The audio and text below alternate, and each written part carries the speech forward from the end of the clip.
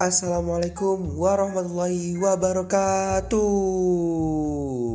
Halo teman-teman, apa kabar hari ini? Semoga tetap semangat dan sehat-sehat selalu ya. Oke teman-teman, perkenalkan dulu, kami dari kelompok 3. Nama saya Abbas Wibawazir, di mana kami kelompok 3 ini akan menjelaskan tentang landasan ideal pada masa Orde Baru di Republik Indonesia ini teman-teman. Nah, selain saya, ada teman-teman saya juga yang akan membantu saya dalam menjelaskan landasan ideal ini teman-teman.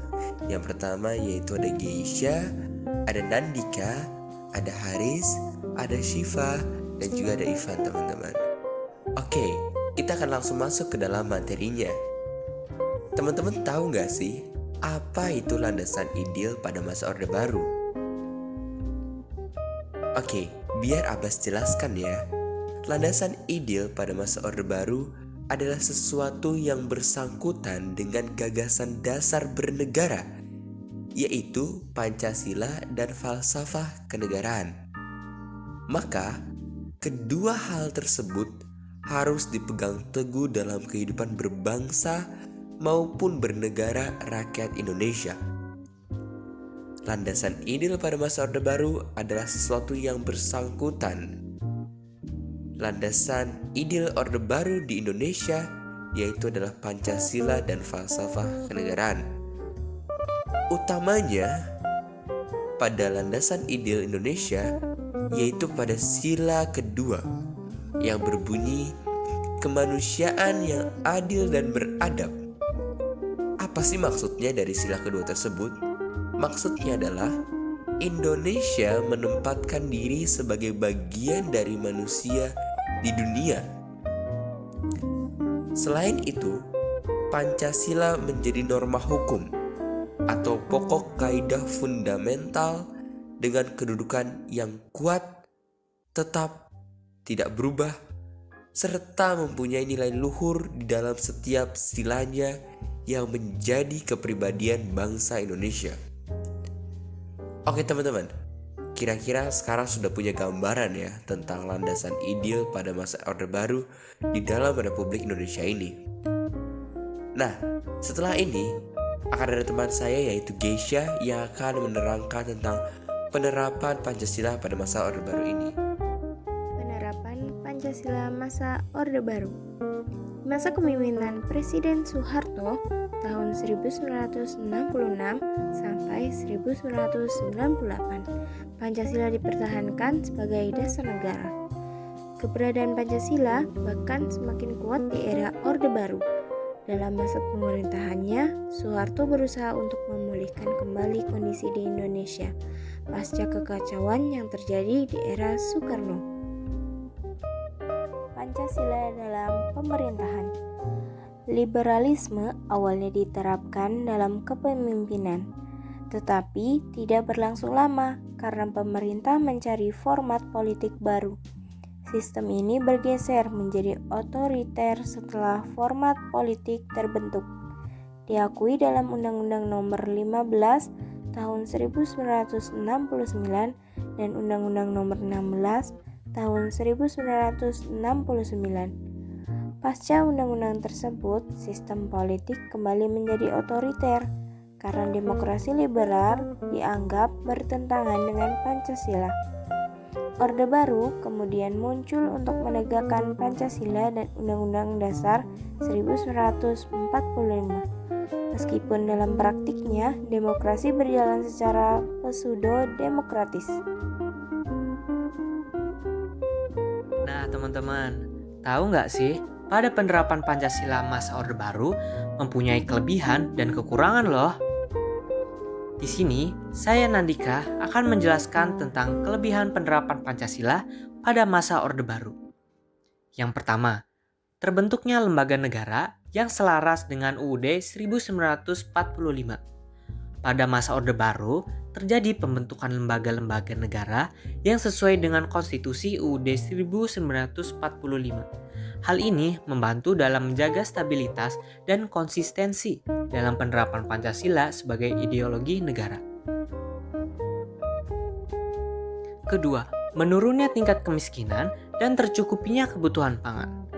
Pemerintahan Orde Baru berhasil mengimplementasikan program-program pembangunan yang berhasil menurunkan tingkat kemiskinan dan meningkatkan ketersediaan pangan di Indonesia. Selanjutnya akan dijelaskan oleh rekan saya, yaitu Haris. Kelebihan penerapan Pancasila pada masa Orde Baru, pembangunan ekonomi yang baik dan pertumbuhan ekonomi yang tinggi.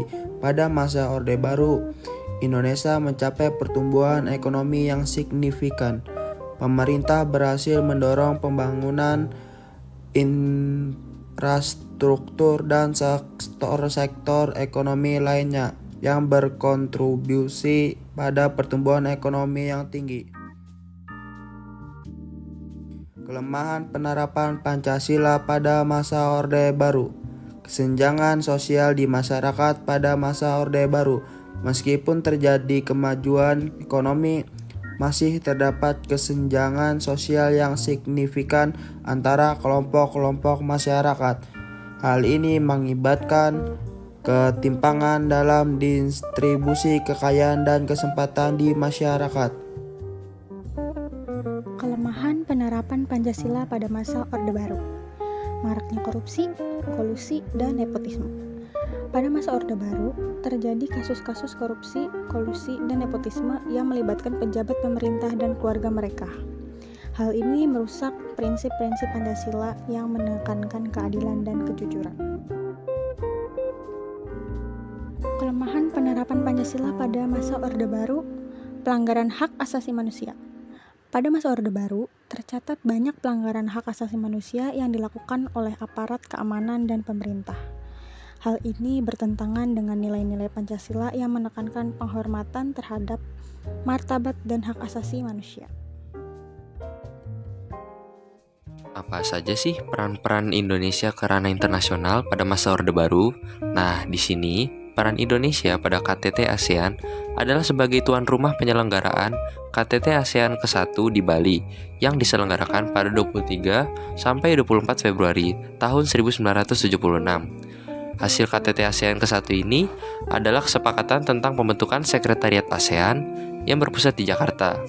Adapun yang ditunjuk sebagai Sekretariat Jenderal pertama adalah HR Darsono.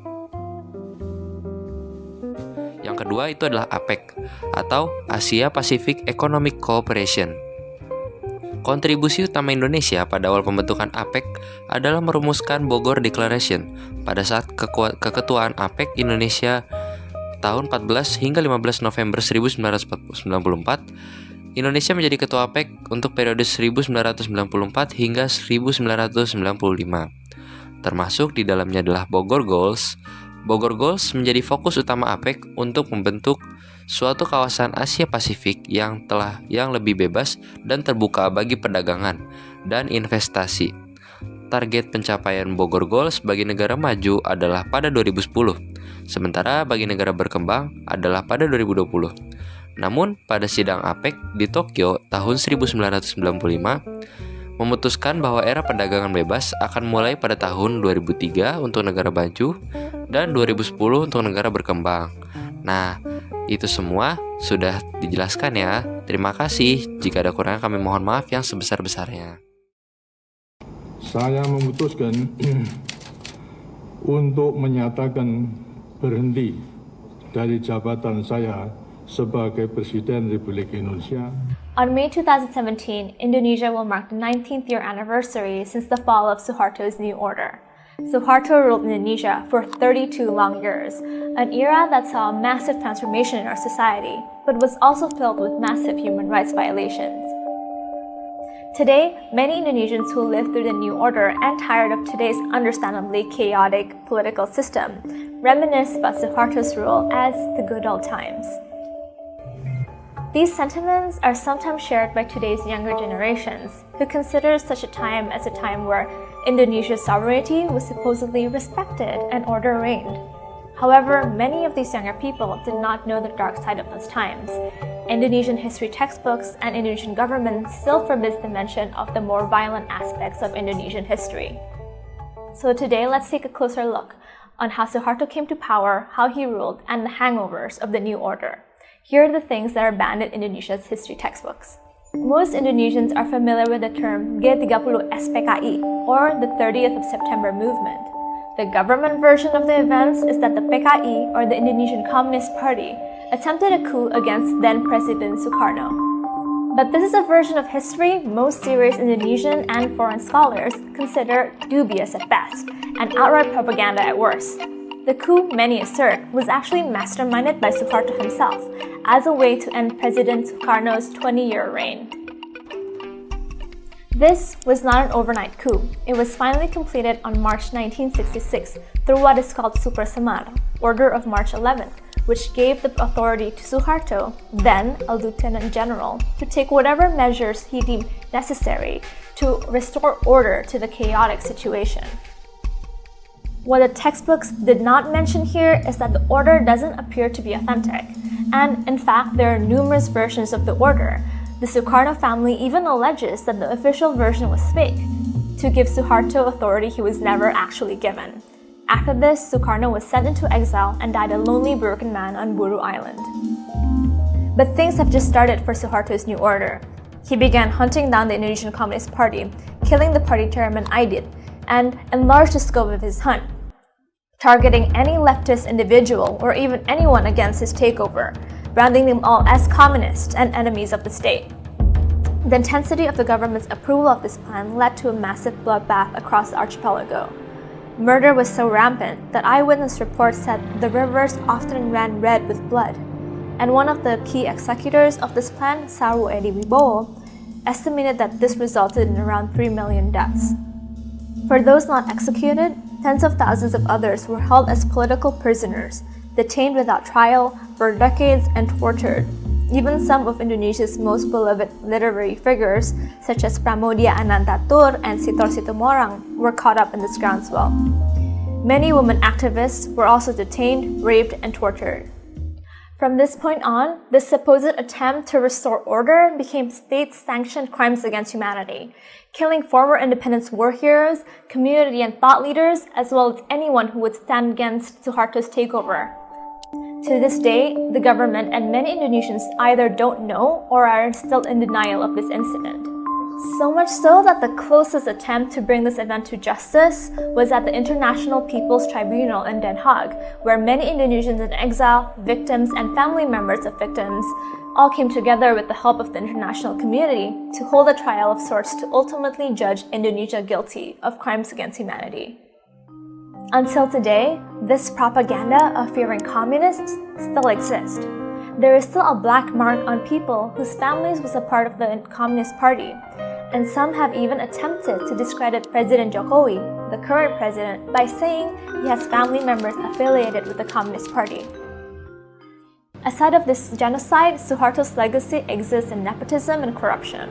As Suharto became the president, he solidified his grip on power by filling his cabinet and central government positions with those loyal to him, and Indonesia became a highly centralized state, such that even mayors and governors were dependent on Suharto's favor. Thus, for those who think Suharto's time was a bastion of peace and prosperity, it's hard to find evidence of that, even in terms of economic growth. Here is the gross domestic product, or GDP, of Indonesia when Suharto took office, and this is where it was when he was forced to step down. Here is Indonesia's economic growth after this downfall. Yeah, there's a stark difference there. Besides his violent takeover, let's not forget the other parts of Suharto's legacy. He led a continuous, brutal military campaign rife with human rights violations against Indonesians in Papua and Aceh, and formerly East Timor. Yet, none of this were taught in our history textbooks. I certainly didn't learn them in my classroom. So next time when someone says things were better under Suharto, ask them for who and in what way. I personally think it's time that all Indonesians know what really happened in our past, the good and the bad. The government thinks our nation cannot handle the truth yet. What do you think? Give us your opinion.